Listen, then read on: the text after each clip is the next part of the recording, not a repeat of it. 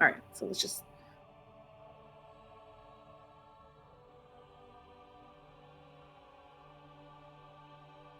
Welcome, everyone, to the first episode of Heroes Hype Live, Heroes Hype's new podcast. I'm MaeBeeBuzz, and I'm going to be your host, and joining me every week is two of my two favorite people in Heroes of the Storm, Grizz and Aether. How are you guys? I'm doing fantastic. Doing well. Doing okay. Not the best. Not the best? Why aren't you doing the best? Just hero stuff. North America, yada yada. You know how it is. You know how that goes.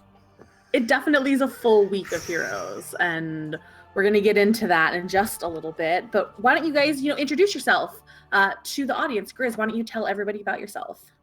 My name is Grizz. I have been a player and a caster for a bit. I casted for Heroes Hype as well. Currently back to playing, so I'll be playing in that open division. And do a little bit of streaming as well over on my channel. I'll do some Hero League grind as well as, maybe some in-houses and things like that. Awesome. And Aether, why don't you introduce yourself to the audience for anyone who doesn't know you? Name is Landon Aether Baker. Aether, whichever one you want to go with. I don't really care. What is it? You have to tell everyone. I mean, it's whatever. I hear Aether, I hear Ether, I hear Dad, I hear tons of different things. I hear Faither because I try to do Father and Aether together, and I don't like that one, but it happens. So, I guess right now I'm an ex-coach of LFM Imported Support, LSU. Savage Gaming, some older teams there here and there, but I do a lot more of the analyst side of things, a lot of reviewing for a lot of other teams. But yeah, that's really all I do. I don't even play this game. What Heroes of the what? Heroes of the where? And Exactly. I'm MaeBeeBuzz for anybody who doesn't know me. I work for Heroes Hype. I am the operations manager, and I basically just run tournaments and meddle in all things amateur Heroes of the Storm. But we are here today because we have tons of stuff that we think that you guys need to know about and we want to talk about. So like you guys were saying, let's jump into that. And I think the first thing is mid-season brawl. Patch notes. Whichever. We do both at the same time. Well, let's start with patch notes. So patch notes, patch day, hooray! Today's like a big patch day, right? Mm-hmm. Yeah, today's actually pretty massive as far as some of these heroes getting tuned up, and there was a rework on Brawl as well, but... It was like a talent rework. Yeah. I wouldn't say it was a full. It was more like a repurpose. A repurpose of the hero. I think the biggest one kind of coming off of this is definitely going to be Malfurion. They kind of destroyed his first pick potential, I would say, or even his viability as a hero. Grizz, would you like to go a little bit more into what they stripped from Malfurion? Yeah, what they did to him? They've actually tried to do this before the nerf to Twilight Dream by taking down the mana regeneration on Twilight Dream, but now they fully removed that. So that hurts Malf in the sense of you're going to really have to be sparing with your mana, not a lot of Moonfires, which people were just kind of clearing waves if they did take that Moonfire talent, but even taking off Hardened Focus, they kind of reworked that talent for him on level 16, and it's going to be Ysara's gift now, and it's the regrowth portion is going to be 40% while above 75% health. So his heal over time gets stronger, but I think that hurts him overall not having Hardened Focus and with that mana regeneration just being taken away completely. And did I see that they just removed Cleanse too? Mm-hmm. Yeah, oh yeah, they just flat out removed Cleanse. They're like, it was actually really funny because before this change went through, there was this one guy. So I bounce around streams every now and then, right? And I'll look at Mist or Cure or Dunk Train or somebody. And there's this one guy, I don't remember his name, but there's this one guy who went around. And sometimes I think they're like Blizzard balancers or devs or whatever, just kind of hiding out, playing it cool and just kind of asking questions, like lowballing questions or whatever. And one of them went to Dunk Train's chat and Cure's chat and wrote to them and said, hey, do you think Malf would be more balanced if they removed cleanse? Like, do you think that would be a really good direction to send Malf? And then they were like, no, that's a terrible direction. Like, why would you make that change? And lo and behold, 2 days later, we got that patch notes that said that Malf cleanse was just flat out removed. So they didn't even give it like an Aether repurpose. You know, like Aether kind of has some of the different stuff there. Like, I thought maybe they would make some sort of change like that, like remove some of its flat out power and remove some of the versatility on it, but no, it was just gone. And they got rid of Mule. They got rid of Mule because they were sick of everybody on Reddit saying it needs to be a Wisp. If this is not a Wisp, I'm not going to play your game. Honestly, I bet tons of people quit. Tons of people probably quit when they saw Mule just getting flat out removed. That's just not fair. And they need to apologize to everybody who wanted that. Well, the Mule stars.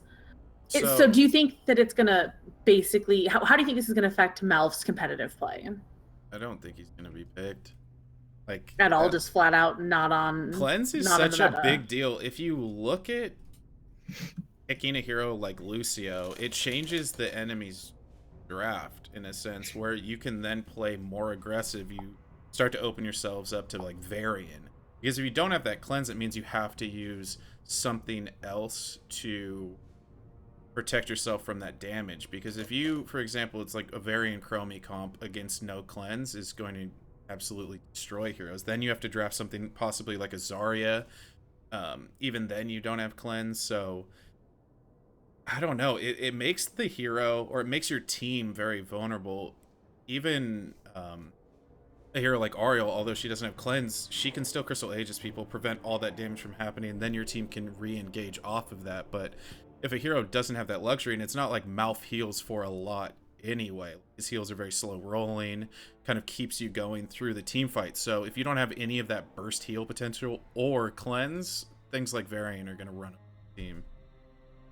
Yeah, I mean, even the tone down on regrowth was actually, as much as people sit there and say like, oh, you know, toning down a hot take 1 or 2 points doesn't matter. I mean, look at Lucio. They toned down his heal like what? It was like 3-4 points, and then it was like, no more Lucio. We're done. Like the healing's just not there anymore.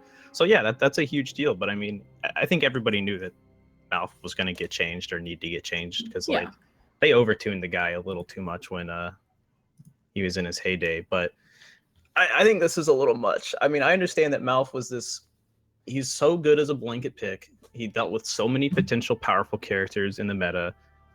He was so good at just being this early dominant powerhouse. And I actually kind of worry about some of these changes, because the trend as we're seeing is early game is getting nerfed for tons of characters. You know, the ETC rework, he was one of the most dominant early game characters, and they just completely pushed a lot of his power towards the later end of his talents. But this change with Malf, I think just removing all these early game presence heroes is, I don't think it's a healthy change, honestly, because I think there needs to be, because like who's going to keep these Vala comps, these Nazebo characters, these Aether comps in check if there's not this early game presence? You know what I mean? So I don't know. I don't like that direction personally, but I guess they want the game to go on longer, maybe. I think that no more 10-minute games. Yeah, I actually think that these snowball comps, because people possibly be drafting more for the late game, actually come back around. See, like Sylvan, I've already seen Hammer come back. She's always been strong, but you might see more comps that actually kind of rotate around that, because if a team is drafting late game, you either have to commit to playing late game against them and hope that your late game is better than theirs, or you just snowball through and never let them get to that point. And we saw Nazebo have success, and then people figured out that, okay, well, if they draft Nazebo, we just snowball through the early game, never let them get an advantage, and just start pressing talent advantages till we win 12, 15 minutes, even earlier. Yeah. I agree. I mean, there's so many characters right now that have this 16 power spike.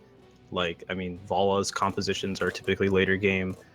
Even like Tassadar has this crazy like 16 power spike. Like, so many characters got this late in deal that characters that always kept those in check are just getting nerfed and nerfed and nerfed. Like the whole Zarya nerf, she was one of the most powerful early game characters. You couldn't run so many comps against her, because you would literally lose like 2 forts, like pre-10 potentially, to just Zarya pushes. So So something that's all those changes are just not healthy.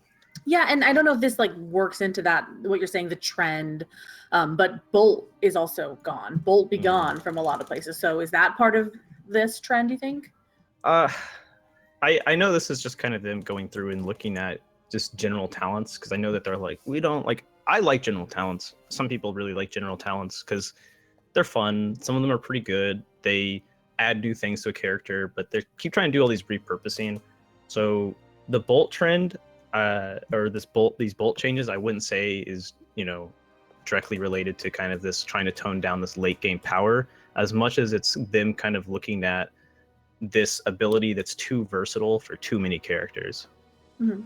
Right. They said that they wanted it to be used more as an engage. They were seeing it used as a disengage too often, was what I read. And I was like, that's an interesting sort of how you're delineating its purpose. Sometimes I feel like there's a disconnect between people doing balancing and the person that does the write-up for Blizzard, because like even in this little developer comment, it's like, we want it to make these really good offensive plays, and in all honesty, only one character got that kind of change that's going to be where it's strictly for offensive plays, and that's Malfurion.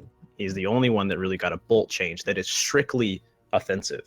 Everyone else's Bolt does the same thing still. And then the weirdest thing is that even though they kept saying like, oh, people who have Bolt, we're going to repurpose them, they just removed it from some people. They're just like, Raynor, no one's touched you in like I don't know, like probably 4 or 5 months, and they're like, you don't need Bolt. No one picks you anyways. You don't need Bolt. Like no one's Where gonna are you miss going? it. You're not going anywhere. Well, Kerrigan got a pretty neat one, but you're not gonna pick it over upgraded Maelstrom, I think. Like just looking at it, it gives her the Bolt, and then she gets 300% damage dealt as a shield. So if you were to potentially blink on multiple heroes, you could get a massive shield on Kerrigan. But still, yeah, I don't think it's gonna be worth it. Well, game I still just think that it's still contradicting what they said previously. Like it's like, we want to remove its versatility. It's too good as an escape, right?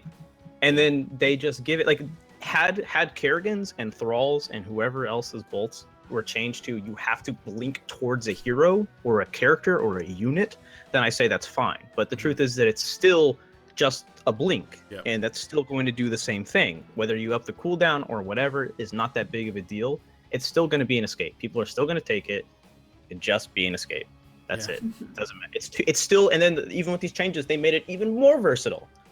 So, well, yes. I don't know. It's like I don't know. It's crazy. I agree. Like the Malf one forces you to use ult, right?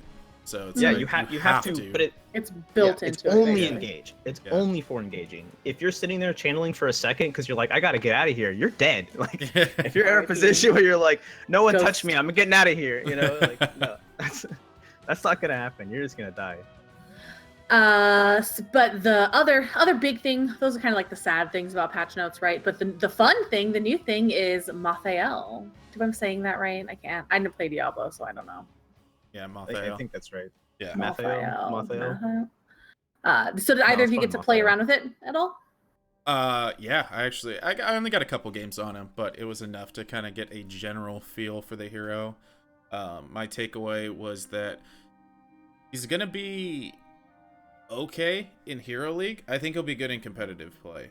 What he offers a team is really strong. Obviously, percentage-based damage, but you are in that melee role, so it's going to be a hero that you actually need to be targeted with heals. Up until level 13, you actually get a percentage-based heal off the amount of heroes that you do hit with like your lifesteal. So it's 4% per hero.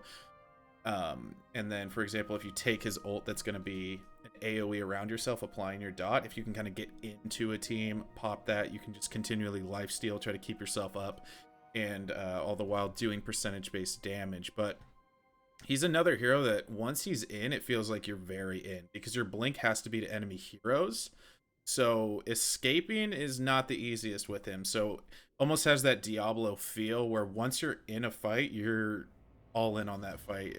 Heroes like ETC Diablo, if you slide in, it starts, that fight then becomes a DPS race. And he does offer a lot of AoE DPS, so that's why I think okay in Hero League, very good in play. Highly coordinated. He's gonna be tough for sure. I think he's not gonna be an easy character by any means. Any melee assassin that doesn't have that, easy escape is going to be a lot tougher to play. But I don't know. I think he's got some pretty fun builds. I think his AoE potential is definitely there. Like, and his also ability to kind of be this like kind of blink around Reaper character is pretty cool too. So I think he's got some interesting options. I'm not sure which one really beats out. Personally, I think just an AoE Q build is completely fine. But I think Mathael, oddly enough, this kind of was like when the introduction of Cassia came in, it was kind of a similar thing there where Blizzard was like, oh my god, there's this thing going on in the meta.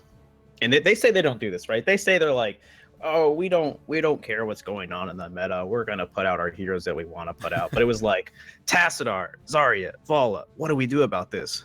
Okay, well, I got this hero that's got 60 armor. You know, she's going to be able to bully them out. She goes in there, wrecks them all, right? You know, Cassie's a fantastic pick against like that kind of setup, right? And then now it was like, I swear to God, they were looking at like somebody who's designing these characters was like I just picture someone at Blizzard just busting in his door. It's like, triple tank meta, do something about it now. We need a character out now, do something about it. And then now that it's really not as prevalent, it's like, oh, and then here he is. It's like, okay, a little late, but whatever. You never know though, right? Well, it could come back. Like as a tank player, it's gonna be a nuisance to deal with though. Like percentage damage, there's no mitigation for. That's the crazy thing. It's like when you look at 7-sided strike, you pop hard and shield, it doesn't do anything. There's not really any of this damage mitigation towards that. So he's going to be a hero that absolutely rips tanks. And so if you're running it, oddly enough, it almost promotes multiple tank lineups because your solo tank is going to get shredded. So you need something else that he has to hit that isn't your main tank.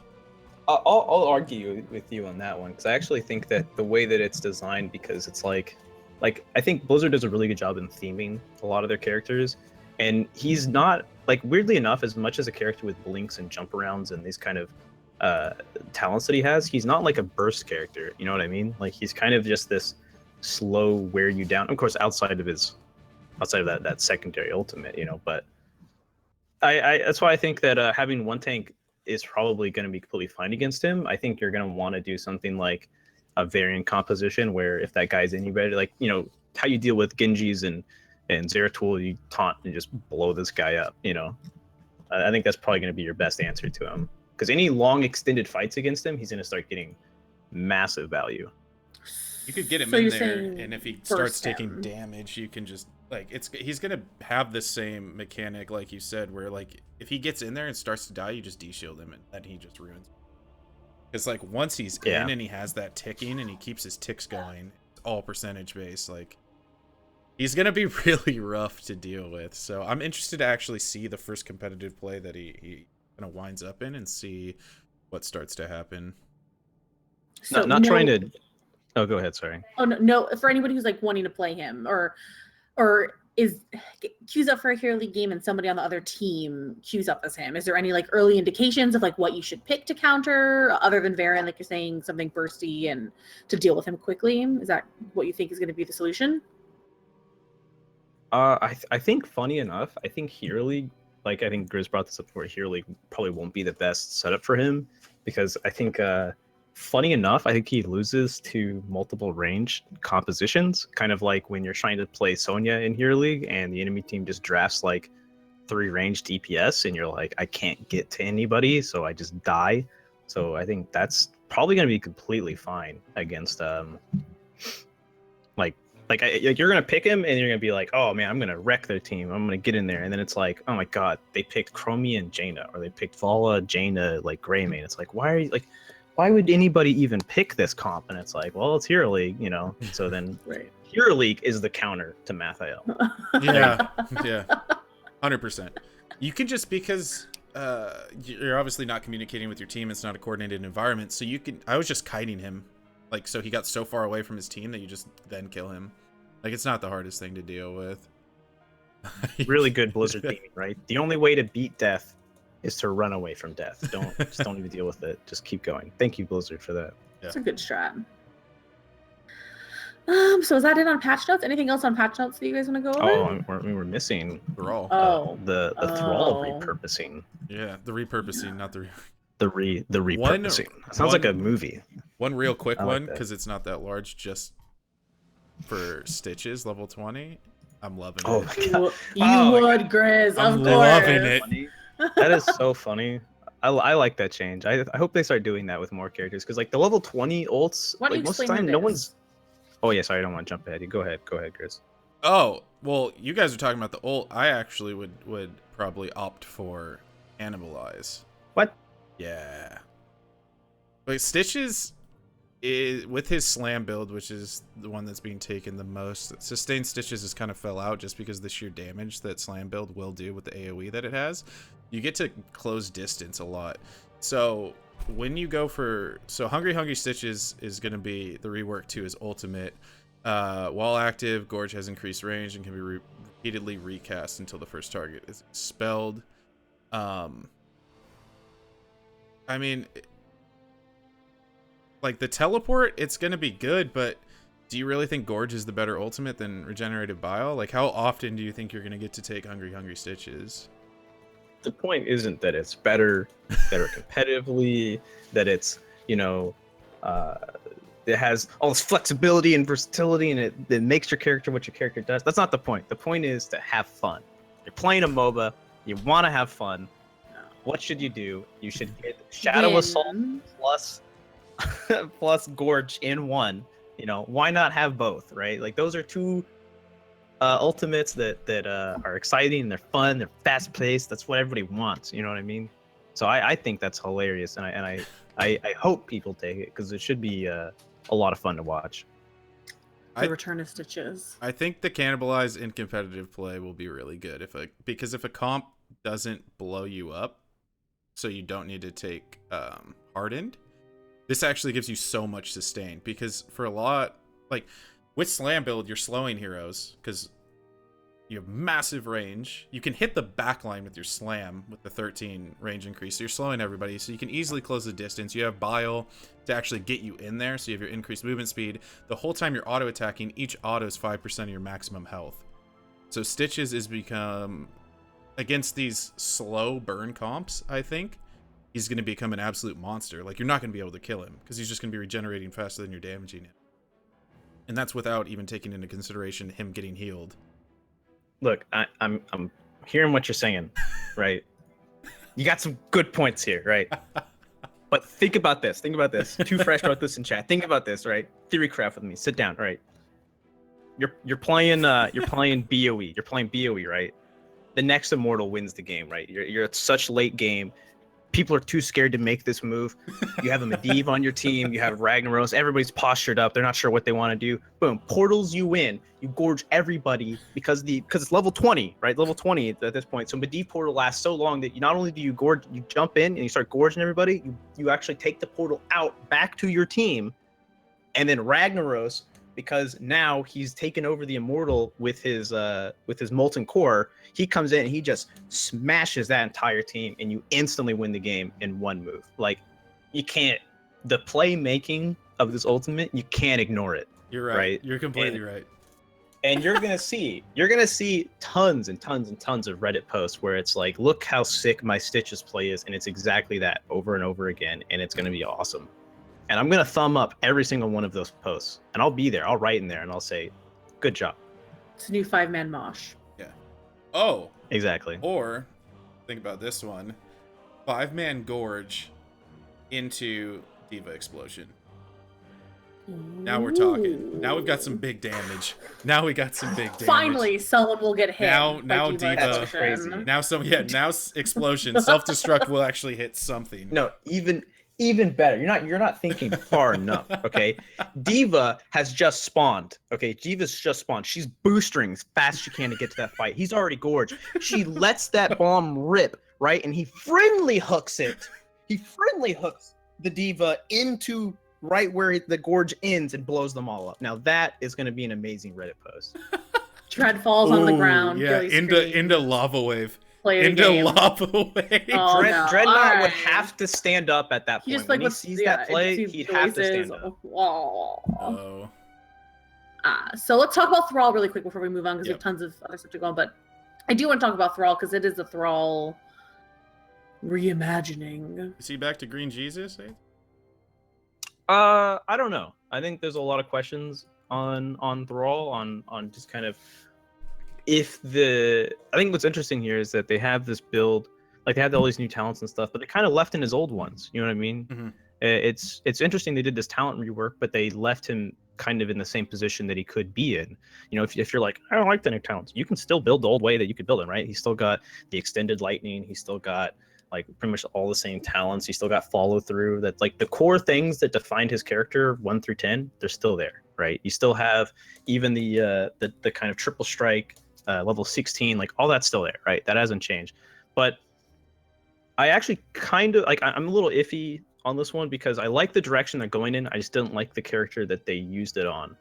So I think one thing that might actually help Heroes of the Storm and give you more versatility in terms of like quick match and unranked or even competitive side is that the quest talents are really your only way to kind of scale a character, right? Mhm. Like, and I like quest talents, don't get me wrong.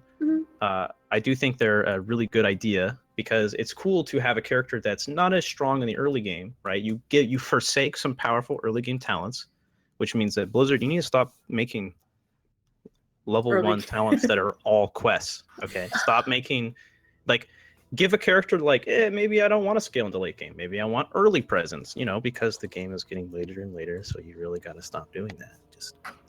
Just give them some level 1 Yeah, we're options. gonna It have to be quests. Yeah. The allure But- of this game was not I mean, quests shorter games. quests are Yeah. terrible at low elo, but yeah.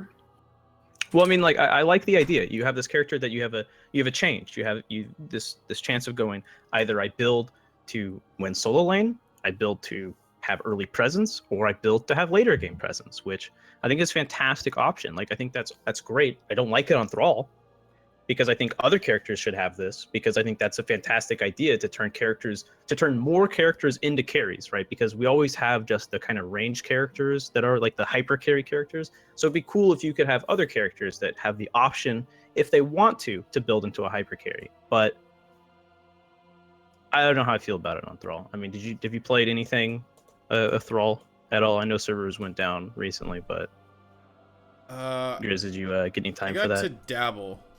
I dabbled with his builds. I didn't play a game with it, but I did some theory crafting. Did some try mode looking at it. Yeah, I don't know. Like I'm really kind of caught in between. I don't know if he's, you know, back to former glory or if he's just okay. I kind of gotta get some more games with him just to see what's kind of going on. But I would have to say that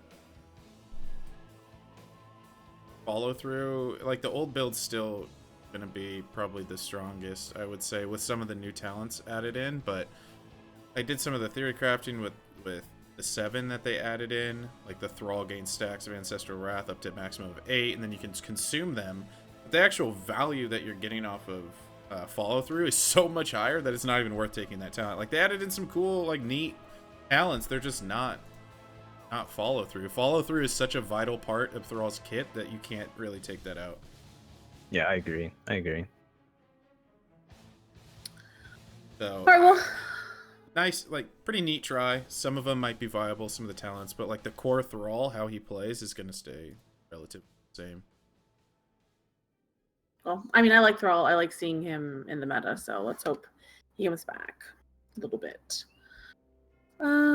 So Wait, I there's think one more thing. There's one more thing on Oh. the PTR we forgot to mention. One more thing. Oh, what? The cloud mounts. Team Ooh. Sad Oh. Cloud. Team Sad Yeah, Cloud. I Team like Sad your team. Cloud.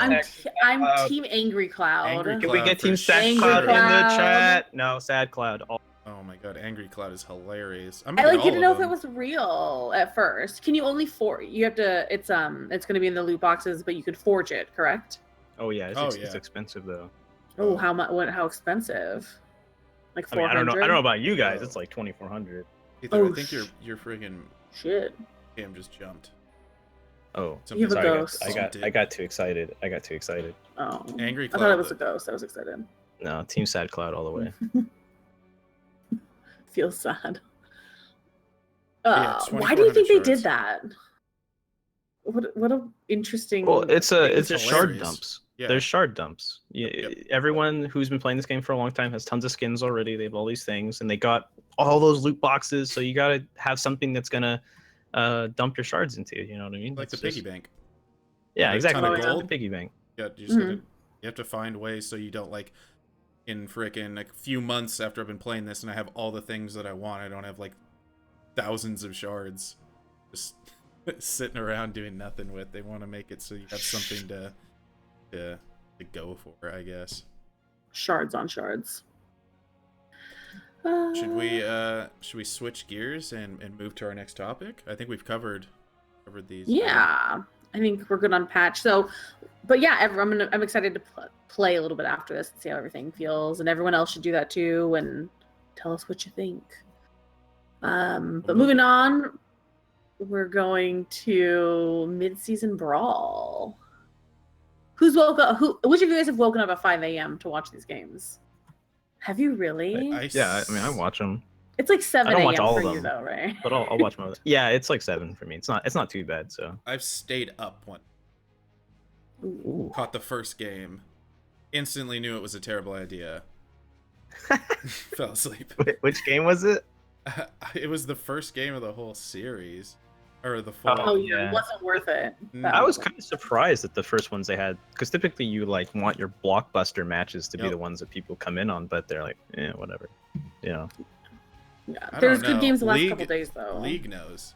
They drop in the huge names. They've been dropping the huge names for the first sets, and that's how you get people hyped. You need your first game to kick it off. It should have been like that T8, or I'm sorry, Roll20 versus MVP. That first game, like some big old blockbuster. But we could talk about the format though. The format is something I actually really like for group stages, and I've said it before. The two man.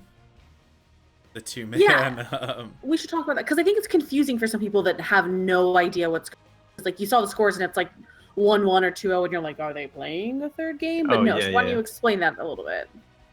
So how they're doing it is a 2-game round robin tournament.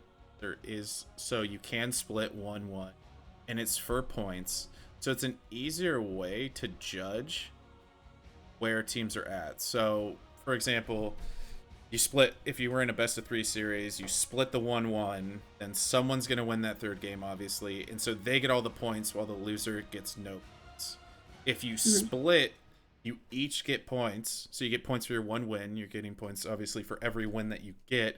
It gives a more accurate representation of where teams are at. So if two juggernauts face up against each other and beat the hell out of each other, and they come out 1-1, then they're both going to get the same amount of points for that.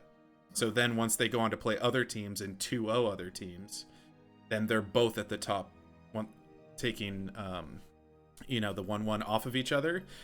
Not only that, if a juggernaut happens to take down another one, they give themselves a much higher standing. So it's much easier to determine seeding, and I think it's a much better way to do so. I feel like Blizzard probably had a nice meeting about how they wanted to go about this, and I swear to God, just because Blizzard, they probably started off with like, let's do best of ones, and it was like, wait a minute, doesn't everyone always complain about that every year with every single esport, that we shouldn't have best of ones in esports to decide group standings? And it's like, okay, best of 2. Brilliant. Thank you, Blizzard. Thank you. Whew. Yeah, it's been nice. Like the pace has been quick for the games, and watching the group stages has been like a really enjoyable experience because you get to see all the minor regions and how they interact with everything. And there's been some good games and some upsets too, right? Like there's been a couple games. Roll20 took games off of a game, off MVP Black, right? And it's been good games.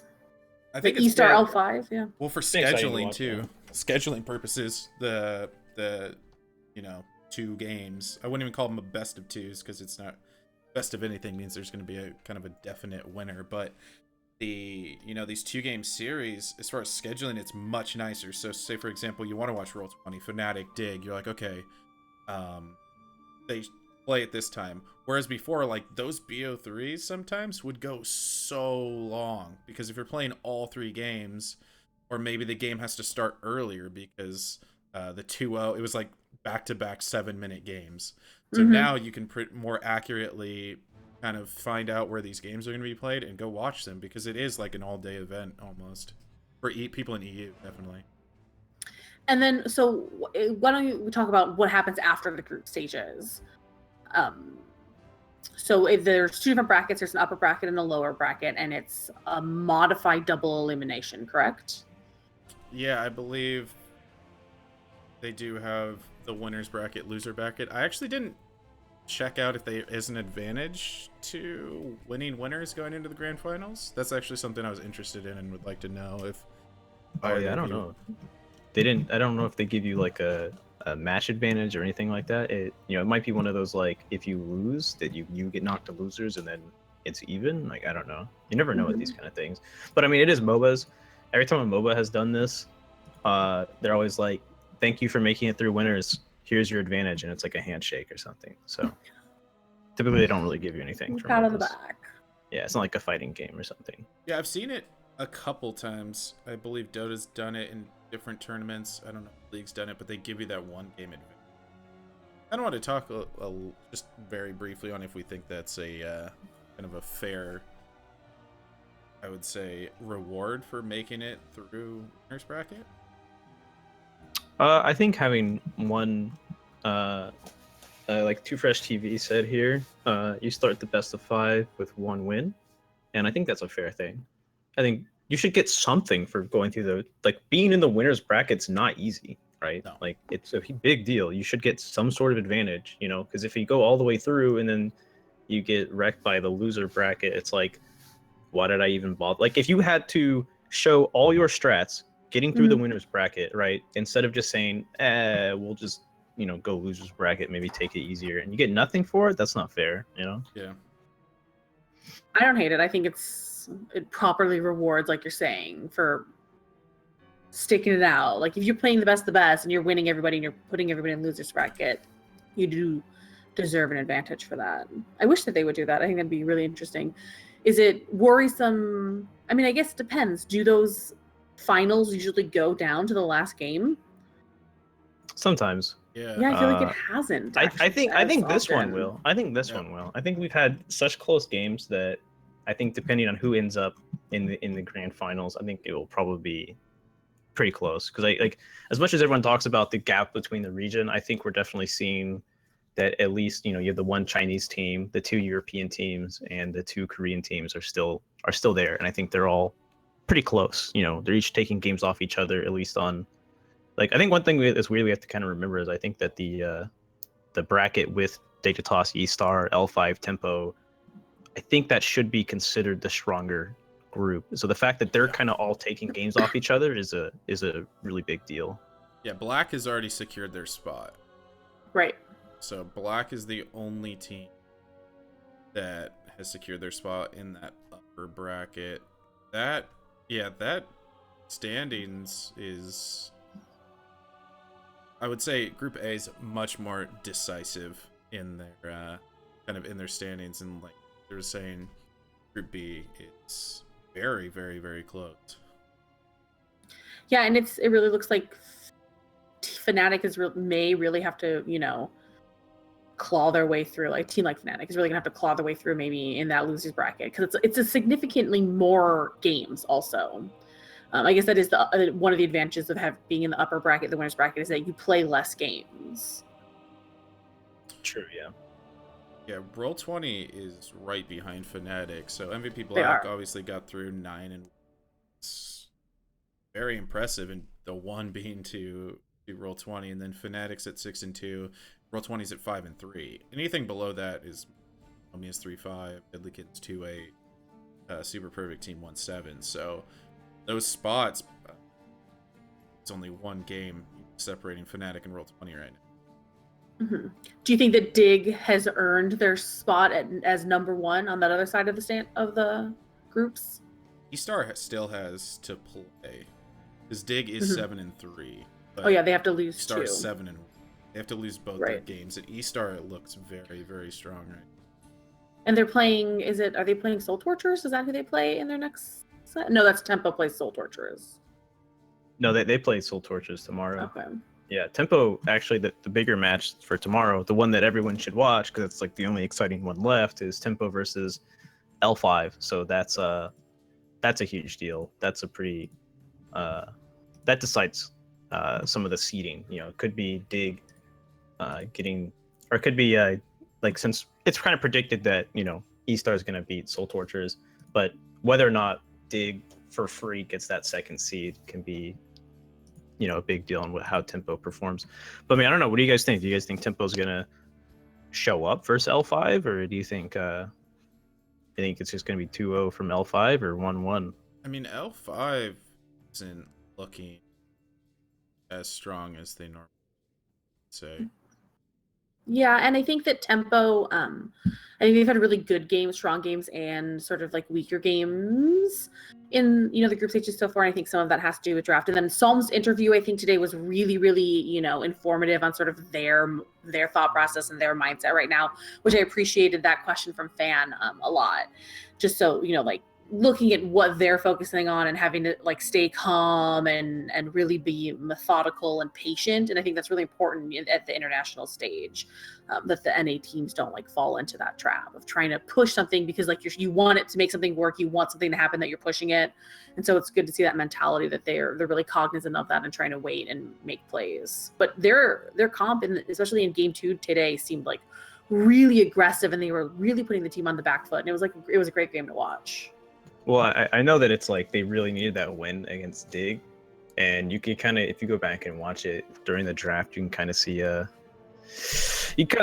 the Dig faces when that draft finished out, because they're like, all right, this draft looks familiar. I feel like we've seen this before. And then right when they just solidified the Sylv last pick, they're all kind of laughing to themselves, like, we literally just ran the same comp 2 times in a row. But hey, you know, Europe right now is getting accused of hiding strats, and I guess so.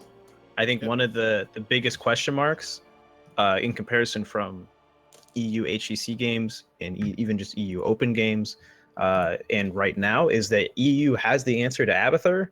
They've done it. They've ran it multiple times. They know what it is, but for some reason, Aether, the counter, is not getting brought out right now. And I think that's one of the weirdest things, is because Aether's record is like over 90%.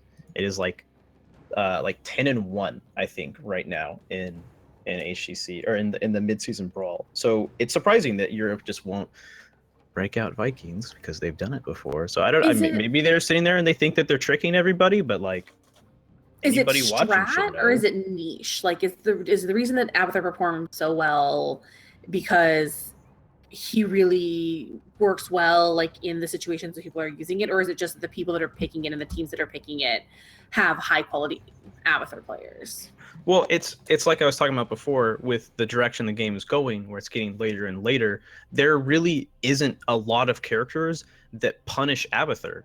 When you took away all these early game characters, yeah, you can still run Zagara, yeah, you can hunt him down with Zeratul, but that's not always going to be 100%. Like right now, it seems like Aether is the best global, and with the game being so global oriented, you know, you put it on the opposing team to play well. You tell them like, hey, if you guys don't play well and we keep going even talent, you're behind, right? Yeah. Anytime that you're on the same level as an Aether comp, you're actually behind. You know, and that's something that you tell the other team, you know, take our forts, take our towers, go for it. You guys have to be the team that makes the aggression. But without those early game characters, it's hard to do that. Mm-hmm. I think there may be jacking up the win of Aether, so maybe it's picked. I mean, you're talking about, you can know that there's a counter to Aether, but a lot of teams get in this mindset where it's like, if it's working, then it's obviously working. So Dig could be, you know, these European teams could be just kind of keeping it in the back pocket till it really matters. And then they're like, you know, maybe it comes down to grand finals, someone picks Aether on this 90% win rate, and then get Vikings, and then you lose the game quickly. Because, yeah. I mean, they've secured their spot, right? Looking at the standings and games that have to be played, Group A is set. Like, Fnatic and Roll20 should both 2-0, so their standings will stay the same. Fnatic will be number 2, Roll20 will be number 3. E-Star should 2-0, so they'll be 9-1, just like MVP Black. So we'll have our number 1 seed, our number 2 seed.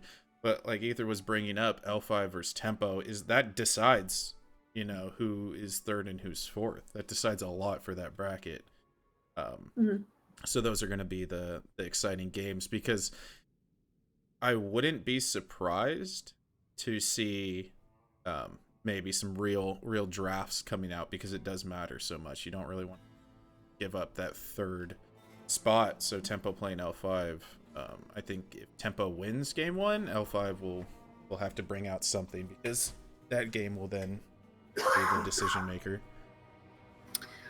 Before we move on to the next thing, who's your guess on who's taking home the trophy?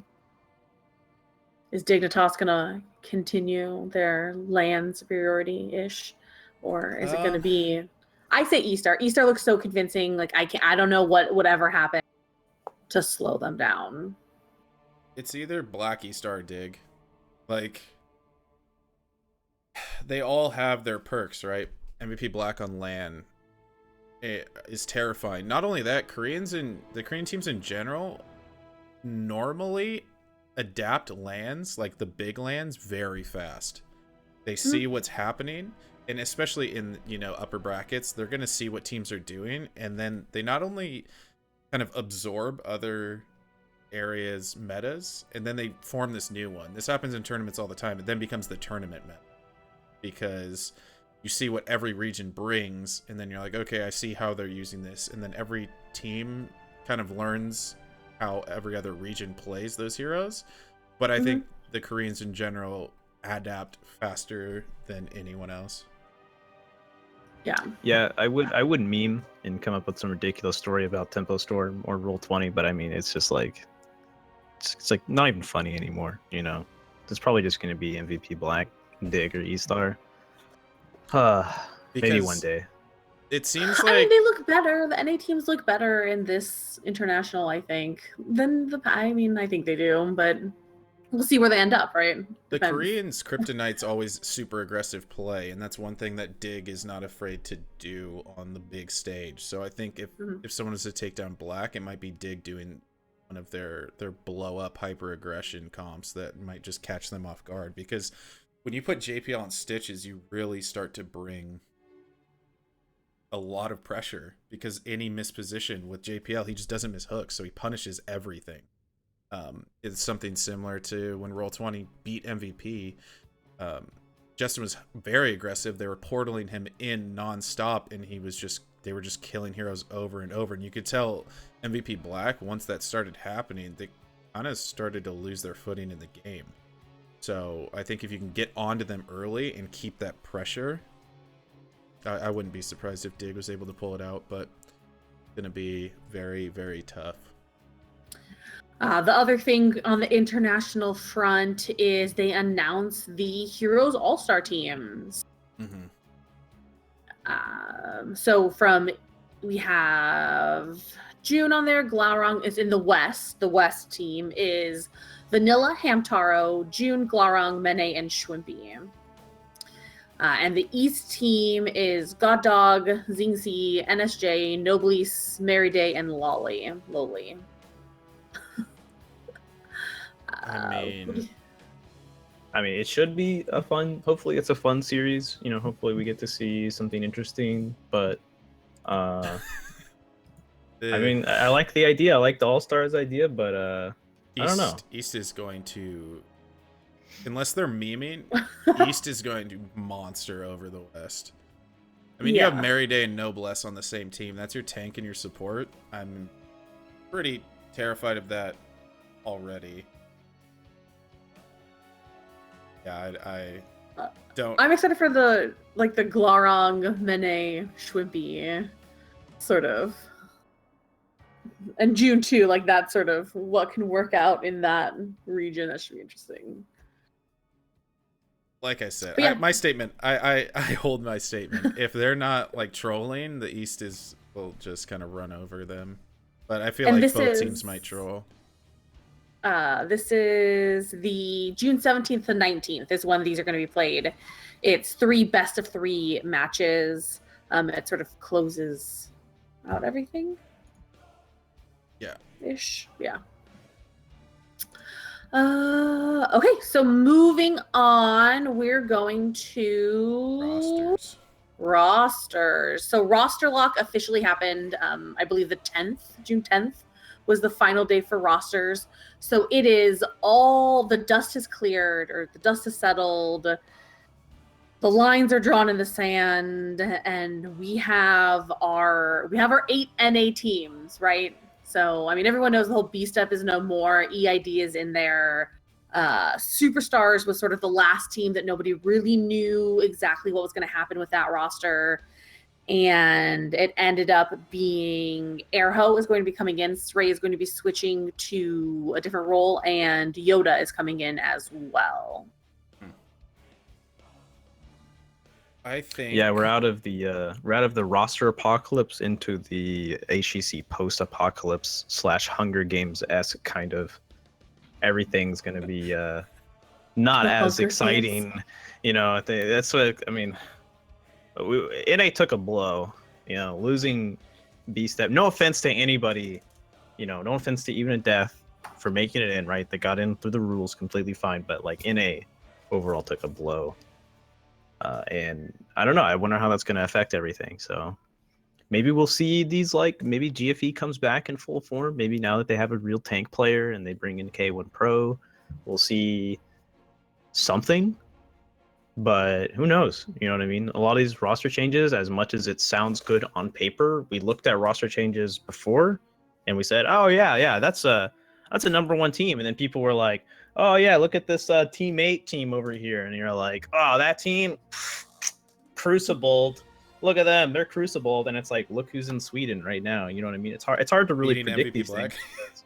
Yeah, exactly. Yeah, so it's hard to really full on predict these things because it depends on how they mesh well, and I honestly don't know who's really going to take top 4. I think depending on tempo does in Sweden is going to be a big deal on how they feel, on if they're good mentality wise to come back and keep working at it. You know, I think GFE has to show up.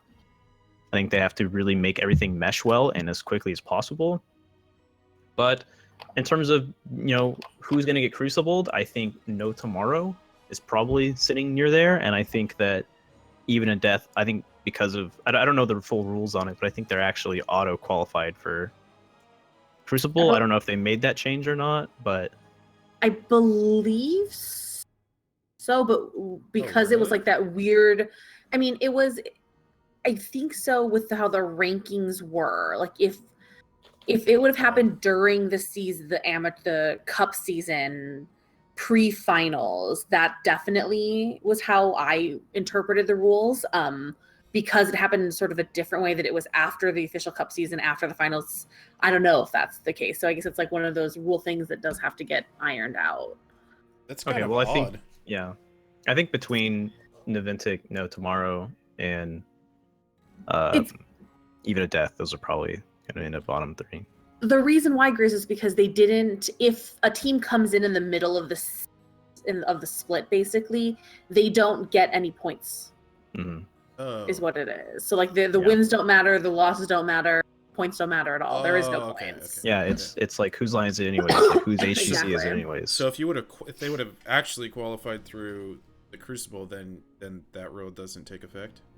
Correct. I'm not sure though. I'm not so. sure if since they, like she said, they came in afterwards. So who knows? But they're technically taking full pay and everything. They're technically taking B Step's spot though. Is the thing. I don't know. So, well, anyway, But they don't take their points. Yeah, my takeaway from this is I think Team 8 or Roll20, is now the clear by a pretty large mark. And why I say that is now they have a melee player. So Glau yeah. Glau isn't a melee player. He plays these very high skill cap heroes, and he's very good at them. But he's not a melee player. You need someone like Goku is one of the best melee players, I think. He's played with these players before. He was on a team with Justin and Buds. He's played with Glau. He's played with Priz actually as well. So he's played with all of these people. So it's not like a new person coming in. I think that's one thing that they have an advantage. It's not like you get a new player, oh, we haven't played together, we need to build some synergy.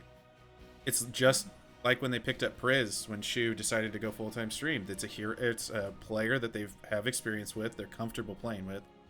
And so there's not this weird honeymoon period that they have to get through and then keep progressing. It's now they're adding just another player that they've already played with. And nothing against Yoda. I think he'll do even better now that he's going to be playing straight ranged. So it's this thing where he's very practiced on melees. He can now come in. He'll be playing the Dahaka. Priz will be probably more on his natural role. Like Prismaticism's not a melee player either, but they had to do this weird thing where, you know, okay, we drafted this lineup. Who's, you know, playing what? And so they had to more fill than anything. Luckily, their hero pools allowed them to do that, but positions are just as much mentality as it is mechanics on that. So I think they're going to be even better. Yeah, I think unless GFE really pulls something together that we just haven't been able to see, like if you just found out that like all the individual pieces of GFE's roster with King Cat and K1 and Fan and Akka and Michael, turns out when you throw all those guys together, they're like Voltron, then maybe we'll see them come in first place. But I agree. I think Roll 20 got the most direct upgrade that really helps out the team and really fills exactly what they need, and it's such an easy fit in too. You know, exactly what you said. It's just such an easy mesh for them. So it shouldn't be like, oh, you know, us and Goku, we're still trying to improve our communications. Like, no, that shouldn't be a problem. So yeah, they should come out looking pretty good. Well, I look forward to seeing the new teams in the second half of the split and seeing who ends up where and who gets in and who goes to the Crucible. It's definitely exciting. Okay. Well, we already spoke on the All-Star game. That was one of our yeah, topics. we kind of talked about it earlier. So we are going to talk about the amateur scene for a little bit now. Something that we know quite a bit about. We could go on for like another 2 hours if we really wanted to. Let's not do that. Oh yeah. There's so much to talk about. There's a lot to talk about, actually. There is. So I guess the first thing that's kind of a Heroes Hype thing is Heroes Hype Series 2, Tempo Series 2 was announced yesterday. So Tempo Storm and Heroes Hype have partnered up for another amazing series. There is same format, 5 weekly tournaments. Everyone gets points based on your placing in the tournaments. Top 8 teams are invited to a cash prize finale. There is a match arena up, so you can go and get those backer rewards that we offer. There's the jerseys and the t-shirts. Unalesca also has play withs up. There's a couple things up there, and you see about adding some more things. So check back on the match arena when you have just throughout the couple weeks for the series. There is a code you can use on Matcherino. So if you go to Matcherino and you use the code HHTempo2, the number 2, it will donate a free $1 to the prize pool for you. So everybody should do that. I think there's like a code in the chat. We'll see. No, there's not. I'm just kidding. But yeah, you can do that. And you can just go to Matcherino and look it up. But everyone should do that. You sign in with your Twitch, and it really helps out the amateur scene. So that's something to talk about or to get involved in. Everyone to sign up. We actually allow free agents this series too. So you don't have to be on a team. You can just sign up as yourself in a group of 2 or 3 or 4. If you have 4 people and you need 1 person, you can still sign up, and we can fill your team with a free agent. It's kind of a new thing. We really want to encourage community in the amateur scene. So that's something that we're doing. Yeah, I think Grizz said that he would personally fill in, right? I'll fill your team. You'll fill any team. He's the 100% fill no matter what. No hesitation. Give me a couple hours he's notice. He's the super flex. That's right. You need 5-minute notice. 5-minute notice. Need, I'll fill your team. Yeah. That's right. Do we want to talk about some of these teams that are doing pretty well and a new addition that actually we found out about today? Yeah, there's been a couple teams, newer teams, like you said, that have been coming up in the amateur ranks lately. So who are you thinking of in particular? I mean, some of these new full-time streamers are not so full-time streamer anymore. They gave up on that It's pretty the quickly. stream meme team. Yeah, I think they were full-time streamers for a few days. What's the date? 3rd? Okay, or the 13th? Okay, so yeah. Are you 3 shots? days. Are you shots firing Crone or something? Is that who you're shots Oh firing? no, they mean, were all full-time It's more than streamers. that. Yeah. Oh, so Yeah, Crone more than and that. They should name their team the Stream Team. That would be amazing. they should. But yeah, it was a 3-day Grizz endeavor. approved. Yeah. But yeah, that team is now what Matt Crone, Arthalon, BBJ, and Ishbu. So Yeah. 3x pros combined with arguably The- top team, number one seed. So, Ex LFM players. yep. Yeah, the With top cup the- team and- at least. Yeah. Yeah, and they came out swinging with a fantastic name, Buttered Toast. I think that's And are they playing in Bloodlust Buttered. tonight? Yeah, they're playing in Bloodlust a tonight. shout out to Nice. Ed, So, Ed, and Eddie. Yeah, I don't know. I have no idea.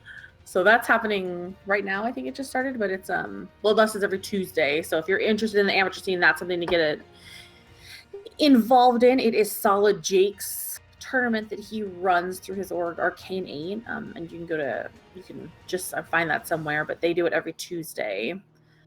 The other team is that I have been seeing around a lot lately is Placeholder Name Team.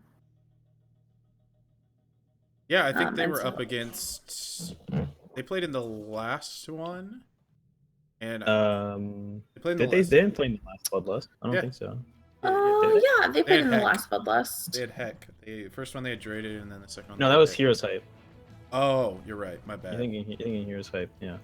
Well, in the Bloodlust that they did play in, I think they got knocked out by that Rob Boss Canflub team, which was before Airho got picked up. So that was. Yeah. I think they went 3 games with them, so definitely doing pretty well. I mean, it's there's definitely a lot of questions with not hearing anything out of important support. You know, they haven't really shown up to anything yet. We're not really sure what's going on there. What the rest of LFM's deciding to do now that we do see where Ish and BBJ have ended up. What's going on with? Because like you look at the top 4 amateur teams from the last split, right? LFM imported, UTA, even a death. Cure's gone from UTA, so what are the E-Bros doing? You know, I know they've been tossing around a lot of ideas on which teams that they want to end up with. So who kind of knows with that setting? And I think it's great that we see a lot of these teams start forming now and practicing now and getting really aggressive. And you know, maybe with everyone else above them kind of not putting together the most stable or strongest rosters, maybe we'll see 4 Guys Legend come in. They're still the same roster from the last split. They got significantly better from the start to where they ended up, and I think they've been only improving. So I think we'll see them in a potential top 4 contention, maybe a second, third place showing. So I think that's a team definitely got to look out for too. They have so much synergy. Those guys have been around for so long. They will always be nice in my mind. Or 2 but- are whatever.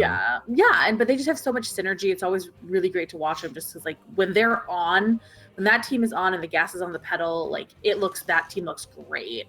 And so Yeah. looking forward to seeing more of that, and maybe this little hump that they've gone over, right, really pushes them to the next level of topping out the amateur scene. Yeah, and I mean, going back to placeholder names, I think that's an interesting setup because it's basically Vox again. It's like they reformed Vox again, and I think that's I don't know. I think as someone from the outside, I think that's almost a concern of theirs because Vox didn't look very good in the last Open. I think they themselves can admit they didn't look very good. So hopefully, maybe this time around, they figured out that, you know, hey, Shot needs to be on our roster full time, or, you know, maybe the other 2 character or the other 2 players that they aren't coming back with, maybe that's, you know, if they were the problem, quote unquote. Like, you know, it's just interesting that that roster, with the showing that they had in the last Open, has decided to reform, you know, with you know, some of the similar players, right? I don't think a team would do that Yeah. personally. So I think they must have had such good scrim results that it's like, okay, yeah, we can do this again, you know. Yeah, I think that roster is sort of not set in stone yet. I think that they're kind of doing like a really good job of testing out a lot of people and finding out who is gonna fit in that spot. Because I think that the core that they have on that team right now is a group of people that really want to go pro. They really have the mentality, which I think is a lot of the biggest thing in the amateur scene that people don't really understand. I think is the pro mentality of the time, honestly, the time commitment that it takes, the amount of time that you have to dedicate your life to playing the game, talking about the game, practicing the game, hanging out with your teammates. It's your whole life. And so whenever you can get a group of 5 people together that is their main focus, their main concern, and they're all on the same page about that, that's when you really see teams take off. And so I guess that's my hope for that team is I see a lot of really dedicated, committed people on that roster, and I hope that they find the rest of it that they need to really make something happen. Yeah, I agree. I definitely think that's a huge deal, and it's great they all have it and they're ready to kind of show up this go around. So, hopefully they figured out the right recipe, right? Hopefully they figured out the answer to all their problems. But I mean, we still are seeing a lot of, and I think it's fantastic that we're seeing a lot of the Heroes Hype teams that come out and play Heroes Hype, and they're playing in Bloodlust as well, and they're all excited and all looking forward to going into the Open. These are teams that I've met with, I've talked to, I've looked over some of their games. Teams like East Coast Revolvers, Seventh Empire, Scorpion Raccoon, Oh My Science, the new guys.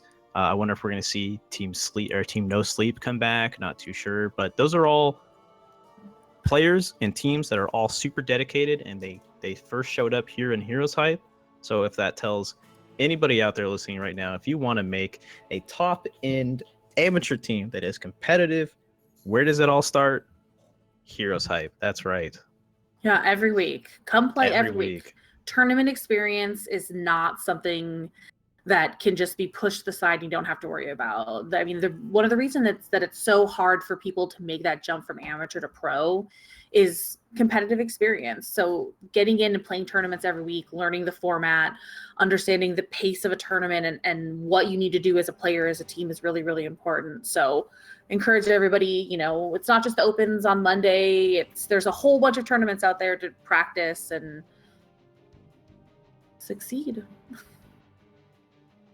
Yeah, I'm pretty excited to see the results of Bloodlust tonight, kind of with what teams are in it and checking out the bracket and stuff. So should be a pretty fun one to watch and kind of see where these teams stand right now. Yeah, with Airho now joining Superstars, that's kind of a big deal, because I think one of the biggest strengths that the previous kind of ex-pro lineup had was having that pro tank player, having somebody that's steps above a lot of the other amateur tank players. So I think I maybe we won't see that team in as dominant as a fashion. I don't know. I think Airho was a big part of that team showing up and looking as strong as they were. So who knows? Maybe someone will upset them. I don't know. Someone's going to take the leadership of that team. Mm-hmm. Because, Airho is very much in charge, it seems like. Well, anything else you guys can think of amateur-wise? Well, I mean, there's this secret roster that Grizz has been telling me about that he's putting together. That's one. I've got no secret you want to keep that hush hush? I don't know. I've got no secret rosters. Feels bad. So I mean, yeah, whatever. Feels not sneaky. Whatever Grizz ends up putting together or joining, that's something else. Hopefully soon. Yeah, I love watching Grizz. Maybe later. My bro, always forward, never back is the Grizz motto. I don't know if you know this. I'm sure you know this. Yeah, that's the motto. Always forward. Okay. Always burrow. Never back. Never retreat. Yeah, that's a good mentality. That's how you lose games. But so, I mean, I guess is that it for us, guys? Is that week one? So in the bag? Yeah. I mean, did you want to sign out with the Tempo Storm video that they put together? Yeah. So the hype video. Everyone can find us. We'll be here every week, every Tuesday. At 4 PST PDT. I never remember what time it is. At 4. if you can see the Pacific Ocean. We'll also be put on YouTube, and you can find this. You'll be able to find it on our website as well. Why don't you guys tell everybody where they can find you, Aether? You can find me in the Nexus. Oh no! No, for real. Oh, I know, no. but for real, you I can hate it. can find me at Twitter at Landon D Baker. I know I don't have a name involving my online persona, So but I guess just follow me on Twitter, or add if you want to see what random stream I'm in, just add me to friends on Twitch also. So you can just That's hop in. dangerous. But... I mean, I'm in a bunch of random. you don't streams. want to be the streams that Aether's in, to be Ooh. honest. There's nothing Where do they wrong with find them. you, Grizz? You can find me at Grizz_GG on both Twitter and Twitch. I stream. Been streaming during the day a little bit, but now I think we're repurposing. We're gonna be streaming some in-houses of the amateur scene. Been a lot of fun getting some you can get some comms in on there too. Actually, everyone does go. As much fun as we're having in there, and we might draft some weird lineups.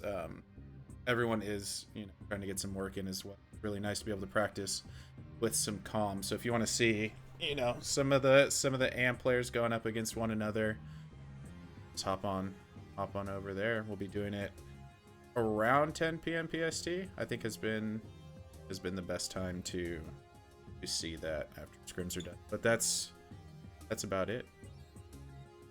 And you can find me on Twitter at MaeBeeBuzz. I don't want you messaging me on Twitch, so don't friend request me on that. That's just antisocial. I'll That's pretend like I rude. didn't see it, and you'll reside That's in friend super request rude. purgatory. That's how I do. You know, with that. if anybody Feels needs like someone Aether's to add DMs. on Twitch, if you needed to add anybody on Twitch, talk to anybody, just feel free, send me a message. My door's always open. You know, I'm not someone that's a closed off shut in like someone. Slide in like, those "Oh, DMs. Yeah, I'll talk to slide right in his DMs. Slide right into my DMs. Slide in. His DMs are wide open. But that is the show.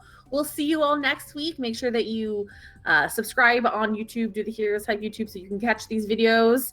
And Grizz, do you have the tempo trailer? Nah, we'll play it next week. All right. Bye, everybody. Thank you for coming, and we'll see you soon. Have Bye, a everybody. Good night. See you in the Nexus. Oh no.